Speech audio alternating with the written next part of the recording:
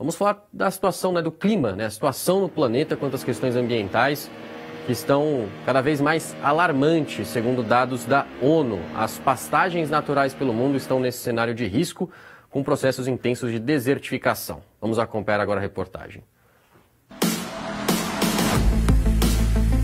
As pastagens naturais do mundo, como temos no agreste do Brasil, compostas por vegetação semiárida, estão correndo risco de se tornarem desertos. Um relatório da ONU revelou que metade das terras de pastagem natural foi degradada e muitas dessas terras já sofrem algum tipo de desertificação. Desertificar não significa necessariamente virar areia, mas sim que áreas verdes estão secando. E para ser mais exato, 54% dessas pastagens estão comprometidas. Isso é ainda mais preocupante porque até a ONU admite que subestimou o nível dessa degradação, que acreditava ser de apenas 25%. Como causa desse estrago estão as ações humanas. Com o aumento das populações, a demanda por alimentos também cresceu. Como resposta, plantamos mais e criamos mais gado, deteriorando as pastagens. Junte isso à urbanização, desmatamento, mineração, queimadas e mudanças climáticas e temos um cenário preocupante. No Brasil, a vegetação ocupa uma área praticamente equivalente a todo o estado do Amazonas ou mais de 6 vezes o estado de São Paulo. Imagine então o dano que a desertificação pode causar por aqui. O agreste do Nordeste está sendo engolido pelas áreas desérticas ao redor e já diminuiu em mais de 50% só no ano passado. O motivo são as secas relâmpago que, apesar de rápidas, podem ser mortais.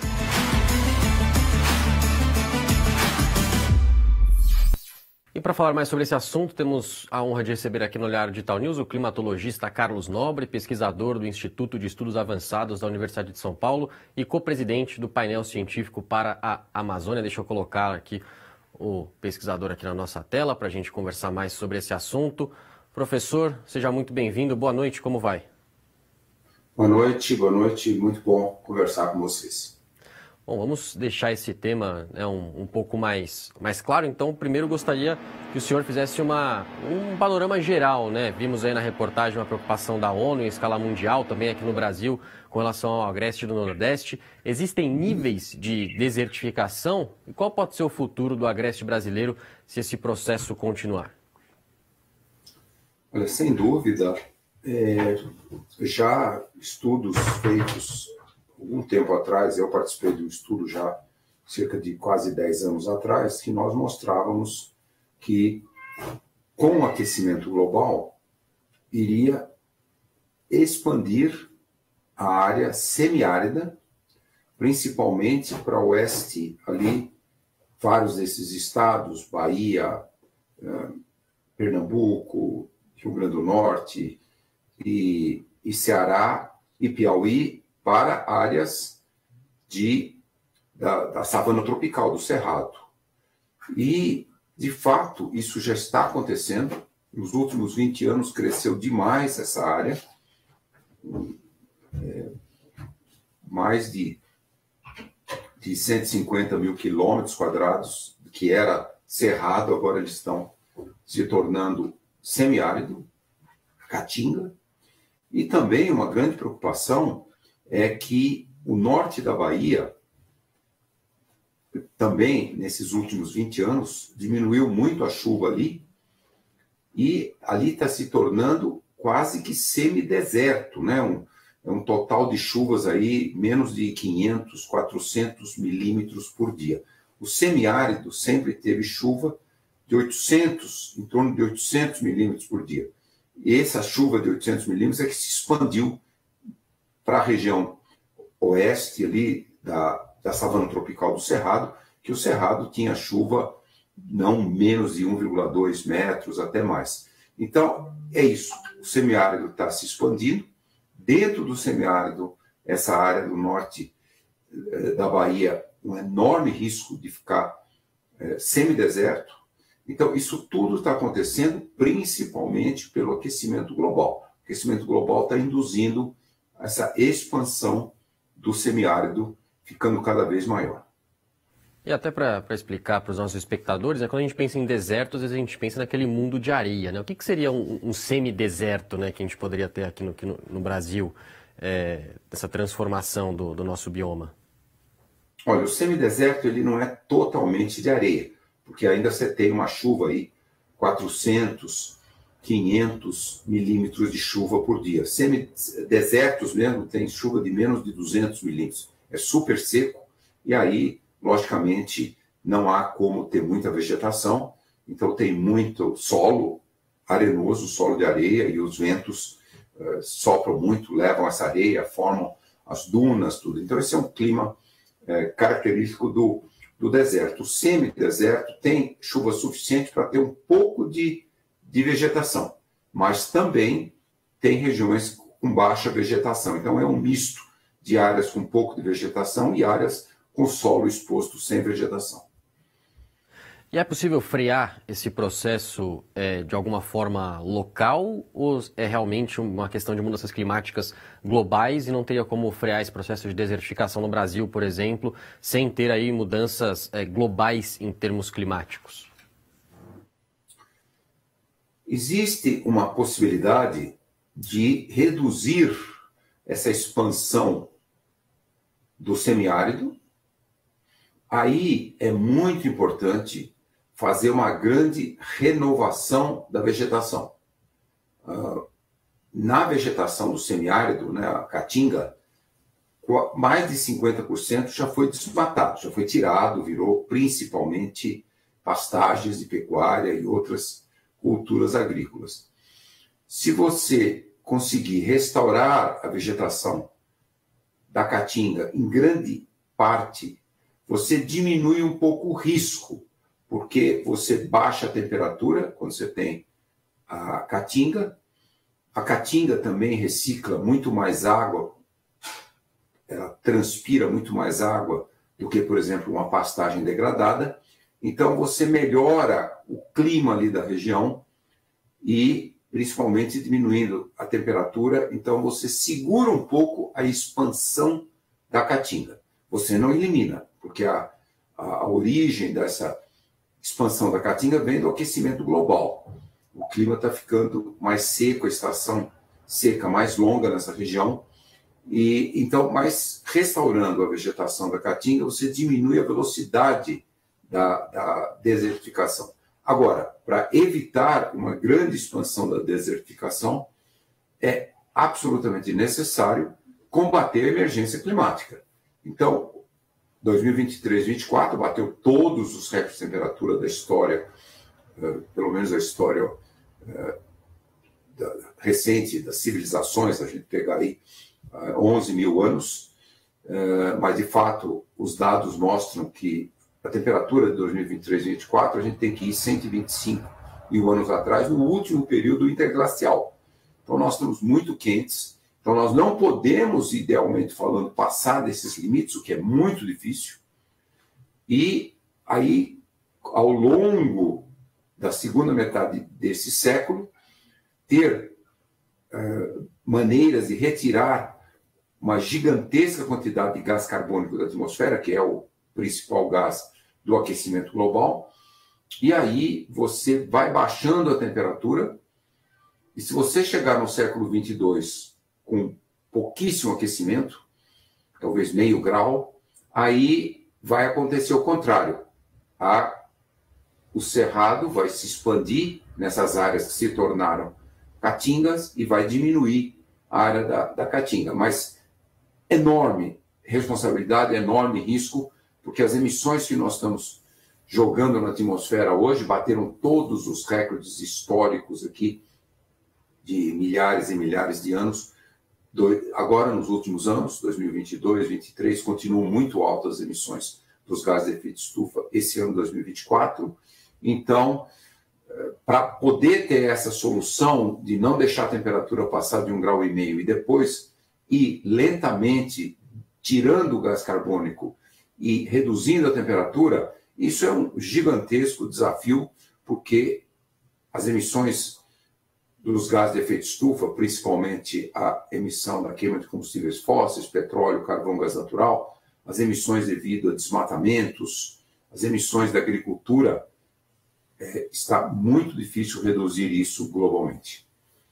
Até a gente está com um exemplo aqui no Brasil, né, de uma catástrofe climática, então até gostaria de aproveitar a presença do senhor aqui, professor, para falar do Rio Grande do Sul, né, que vive uma tragédia e tem muitas fake news circulando, né, tentando minimizar a relação entre esta catástrofe no estado e as mudanças climáticas. O que esse caso do Rio Grande do Sul mostra para a gente exatamente sobre as mudanças climáticas e também tem como, nessa mesma linha que o senhor está explicando, né, reverter esse processo como do Rio Grande do Sul, essas mudanças climáticas, né, que tem colocado muitas chuvas aí, não foi a primeira vez, a gente teve agora, claro, o caso mais grave, mas a gente já teve temporais recentes, muito acima da média no Rio Grande do Sul, que também foram trágicos, deixaram vítimas, então agora o que a gente está vivendo é, claro, um momento mais intenso, mas de outros episódios que já aconteceram no passado recente. Então o Rio Grande do Sul tem sido, né, através de uma tragédia, um grande exemplo de que as mudanças climáticas globais têm efeitos muito grandes locais? Olha, o que um planeta mais quente faz, né? Você tem, por exemplo, os oceanos, todos bateram recorde de temperatura em 2023 e 2024, principalmente a partir de maio de 2023. Nunca, desde o último período interglacial, os oceanos estiveram tão quentes. Quando o oceano vai ficando mais quente, ele evapora muito mais água. Quando a temperatura da superfície do oceano passa de 26 graus de meio e chega a 27, a evaporação é muito grande. O combustível das chuvas é o vapor d'água. Então, quando você tem mais vapor d'água na atmosfera, e aí você tem um fenômeno meteorológico que causa chuvas, essas chuvas vão ser mais fortes. E em muitos lugares, quando você tem chuva muito forte, isso induz, em outros locais, uma seca muito forte. Então, o que aconteceu no Rio Grande do Sul? Olha, quase todos esses fenômenos extremos, eles são fenômenos atmosféricos e oceânicos naturais, no sentido de que eles existem no nosso planeta há milhões e milhões e milhões de anos. Mas o que está acontecendo com o planeta mais quente? Esses fenômenos meteorológicos e oceânicos, eles se tornam mais intensos e batendo recordes. A maior chuva da história do Rio Grande do Sul. 1 ano e 3 meses atrás, fevereiro de 2023, no litoral norte do estado de São Paulo, no município de São Sebastião, a maior chuva em 24 horas da história do Brasil. 600 milímetros de chuva em 24 horas. Deslizamentos, inundações, mas os deslizamentos levaram a 64 mortes. Então, por que isso? Porque esses são todos, quase todos, existem alguns novos fenômenos extremos que nunca aconteceram, são devido ao planeta estar bem mais quente, mas a quase totalidade são o quê? São eventos que sempre aconteceram, só que agora, com mais quente a atmosfera, mais quente os oceanos, mais vapor d'água, esses eventos estão ficando muito mais fortes, mais extremos. É isso que tem acontecido, por exemplo, hoje, na cidade de Santos, no litoral aqui do estado de São Paulo, choveu em 24 horas 121 milímetros. Puxa vida, chuva assim era uma coisa muito rara décadas e décadas atrás. Agora é um fenômeno meteorológico, uma frente fria que estava passando, foi para o oceano, induz ali uma situação que causa chuva ali no litoral, mas era muito raro chuva desse volume. Então, é isso que está acontecendo. O Rio Grande do Sul foi isso, um sistema lá do hemisfério sul, é um sistema muito comum, a gente chama ondas de Rossby, são ondas atmosféricas que existem para misturar o ar frio subpolar com o ar quente subtropical, isso sempre existiu há centenas de milhões de anos. E agora, o que acontece? Às vezes, você tem esses sistemas, às vezes uma alta pressão ali no Oceano Pacífico, ela fica estacionada. Aí ela mantém uma baixa pressão ali no centro-leste da América do Sul, ali centro-leste da Argentina, Uruguai, Paraguai e sul do Brasil, e uma alta pressão ao norte, no centro-oeste e no sudeste. essa alta pressão, ela ficou bloqueada. Então, ela não deixava a baixa pressão, que leva à frente fria, sair. Então, é isso que foi a causa da chuva. Essa alta pressão também, em cima do centro-oeste, ela fez com que acelerasse muito o fluxo de umidade que vem da Amazônia. O ar úmido entra do Oceano Atlântico, chamam ventos alísios, ele passa na Amazônia, aí ele sente os Andes, ali 4 quilômetros, então você forma um jato que vai paralelo aos Andes, nós chamamos isso de rios voadores, e eles alimentam muito os sistemas de chuva do sul do Brasil e até do Cerrado. Um pouquinho, até 15% do vapor d'água aqui do sistema de chuva do sudeste. Só que essa alta pressão, que estava lá bloqueada, ela fez com que esses rios voadores fossem mais volumosos ainda, transportando mais vapor d'água, que alimentou os sistemas de chuva ali, que a frente fria ficou bloqueada. E a alta pressão em cima do centro-oeste e do sudeste, ela causou ondas de calor, ficou seco esse período todo. Então, esses são fenômenos meteorológicos que sempre existiram por milhões e milhões de anos. Só que agora, o planeta mais quente, com muito mais vapor d'água na atmosfera, todos esses fenômenos estão ficando mais intensos e até quebrando recordes. E para encerrar aqui essa aula, entrevista, professor, queria falar um pouco de políticas públicas e também de tecnologias, né? Como são atualmente nossas tecnologias de previsão do tempo para prever fenômenos um pouco mais intensos aqui no Brasil? E também que tipo de política pública a gente pode aliar, né, a essas tecnologias para, uma vez que a gente sabe que vem um temporal muito acima da média por aí, as autoridades consigam, né, usufruir dessas tecnologias e pensar em políticas públicas, sejam definitivas, sejam emergenciais, para aliviar, né, as possíveis tragédias como essa do Rio Grande do Sul, também São Sebastião, tivemos também Petrópolis, sul da Bahia. Então, infelizmente, ano a ano a gente vê um crescimento dessas tragédias no Brasil. A gente sabe basicamente, né, todo ano a gente sabe o que vai acontecer, só não sabe exatamente quando e onde. Olha, eu acho que é muito importante a gente aprender com alguns países que estão combatendo essas emergências e com muito sucesso. O melhor exemplo que eu conheço é o do Japão. Olha, o Japão é um dos países mais afetados por terremotos do mundo. Terremotos são imprevisíveis. Diferente dessas chuvas como essa do Rio Grande do Sul, que os sistemas de previsão meteorológica previram com muitos dias de antecedência. O Centro de Monitoramento e Alerta de Desastres Naturais, o CEMADEM, com 3 dias de antecedência, ele já alertou toda a Defesa Civil que haveria um evento de muita chuva e de muitos dias de chuva, por causa desse sistema que eu mencionei, um sistema de alta pressão ao norte do Rio Grande do Sul, ali no centro-oeste e sudeste, e um sistema de baixa pressão que as frentes não andavam mais. Isso foi previsto. No Japão, terremoto não é impossível, não existe previsibilidade de terremoto. Olha, toda a população japonesa, até as crianças, desde o ensino fundamental, eles são totalmente capacitados o alerta só vem quando o terremoto começa. Todas as populações, até as crianças, sabem exatamente o que fazer. Para onde ir, as casas, os prédios já são construídos com uma infraestrutura para resistir aos terremotos, mas toda a população, até as crianças, sabem para onde ir, quantas horas ficar, o que fazer. Tudo isso é uma capacitação do sistema educacional japonês. Então, um desafio para o Brasil?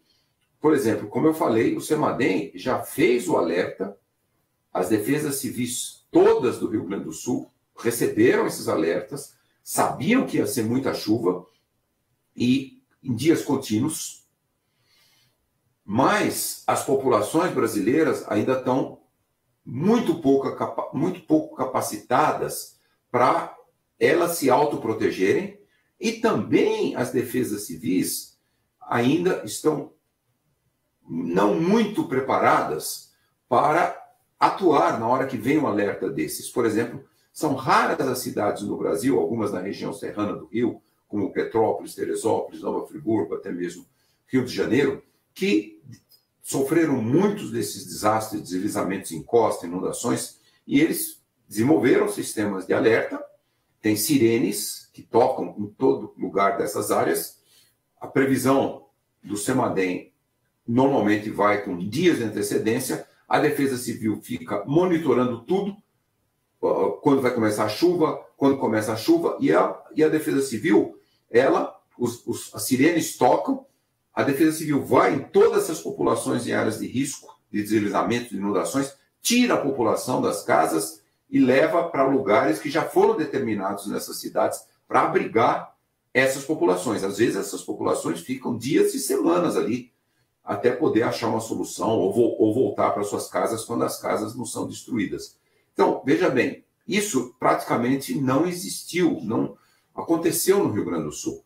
Ainda que, com os alertas do CEMADEM, as defesas civis do Rio Grande do Sul, nesse evento, elas tomaram uma atitude, eu diria, melhor do que aquela de setembro do ano passado, na bacia do Rio Taquari, que o CEMADEM também fez os alertas e a Defesa Civil quase que não tomou ações e as populações ali foram muito afetadas. Agora, a Defesa Civil tomou mais ações, removeu dezenas e dezenas de milhares de pessoas naquele momento de muita chuva, então salvou um grande número de vidas, sem dúvida.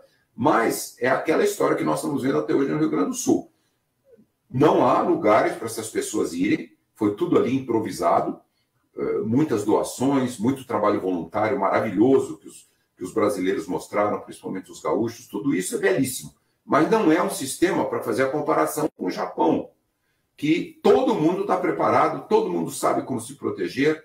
Então, esse é o grande desafio. Nós temos aí, possivelmente, mais de 4 milhões de brasileiros vivendo em áreas de altíssimo risco de deslizamentos, inundações, enxurradas, como esses quase 500 municípios no Rio Grande do Sul que sofreram com esse desastre. Então, nós precisamos realmente, em primeiro lugar, educar desde o ensino, talvez do ensino fundamental, segunda parte, de crianças de 11 anos para frente, ensino médio, super educação, e aí a Defesa Civil tem que construir uns sistemas de alerta, de sirenes, e também locais para onde todas essas populações têm que ser abrigadas com alimentos, com água, com medicamentos, com auxílio médico.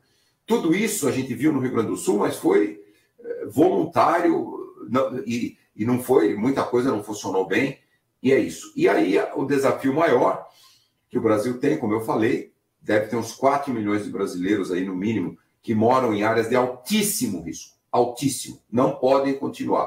Por exemplo, nas áreas, nas margens daqueles rios do Rio Grande do Sul, que subiram até 20 metros. O fluxo, a vazão foi tão forte que destruiu dezenas de milhares de casas. Então, ali as populações não podem voltar, assim como populações em encostas, em áreas de altíssimo risco de deslizamento. Esse número deve ser da ordem de 4 milhões de brasileiros, em todos os municípios com essas áreas de risco. Olha, aí o Brasil tem que tomar uma atitude muito grande, que é muito desafiadora, que é essas pessoas têm que ser transferidas para lugares seguros. Esse é um gigantesco desafio.